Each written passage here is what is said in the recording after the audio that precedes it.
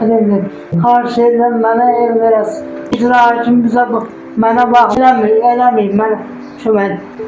Sizə artıq da bizə xahiş edirəm. Yenə icra hakiminə getdim. Yenə heç nə demədi. Yenə baxmadılar. Salam dəyərli izləyicilər. Sumqayıt şəhəri 11-ci mikrorayon bina 30, mənzil 34 ünvanındayıq. Bu ünvanda yaşayan Məmmədova Sara xanım kanalımıza müraciət edibdir rəsmi olaraq və bildirir ki, nəvəsi serebral, anadan gəlmə serebral iflisdir. Buyurun xanım.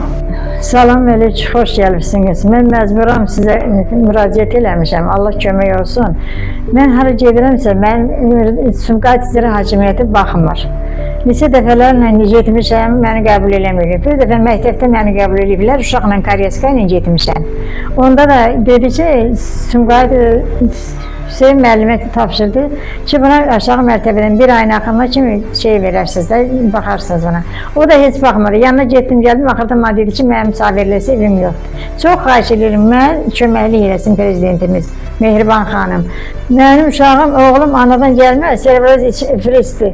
2010-cu ildə ev növbəsinə dayanmışam. Dəfələrlə məktub yazmışam, telegram vurmuşam, cavabsız qalıb ki, gözlə. Bakıya gedirəm, gəlir icra hakimiyyətinə, məni çağırırlar, deyir gözlə, nə gözləyim? Ölümünü gözləyim bunun, uşaqdır. Həyata düşürə bilmirəm, heç nə elə bilmirəm, gecə səsindən yata bilmirəm. Evdə ailə çoxdur, uşaqla yola getmir. Karyeskasını əlindən qopardı, yollarımı göstərdim icra hakiminin başçısına. Kim mənim əllərimi görür, uşaq nə günə qoyub? O mənə heç nə eləmir, heç köməklik eləmir, heç kimi saymırlar. Ev növbəsinə dayanmışam, xahiş edirəm, birinci qrup əlildir. İstəyirəm ki, buna aşağı mərtəbədən bir otaqlı ev versinlər ki, bu uşaq işıq üzü görsün, cəmiyyətə qarışsın, cəmiyyətə çıxsın, bir havayı dəysin ona. Çox xahiş edirəm prezidentimizdən, Mehriban xanımla.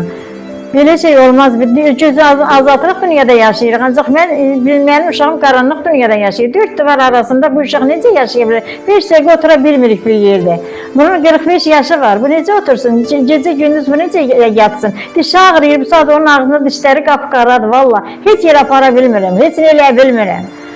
Prezidentimizə də deyirəm, Allah canını sağ eləsin, çox xahiş edirəm, bizə köməklik eləsin.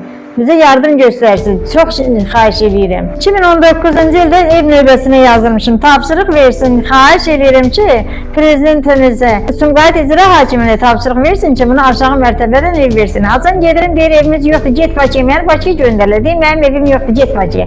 4 dəfə getmişəm Bakıya, zəng ediblər, danışırlar, Kariski ilə uşağı da aparmışam, Nərmanov klubuna, prezident aparatına. Mehriban xanımın priyomuna getmişəm 2 dəfədə, oradan da zəng edirlər, bura gəlirəm, mən məktub göndərir ki, gözlə.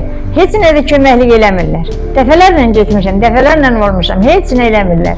Xahiş edirəm, mənim evladıma köməklik eləsinlər, mən köməklik istəyirəm prezidentimizdən. Əlil olaraq bunun evini versinlər, mənim uşağım havada qalıb, heç nə görmür, həyatdan heç nə bilmir ki, dünya nə üzünədir. Bu azadlıq dünyada yaşayıraqsa, bu xəstələrə bir yardım göstərməlidirlər.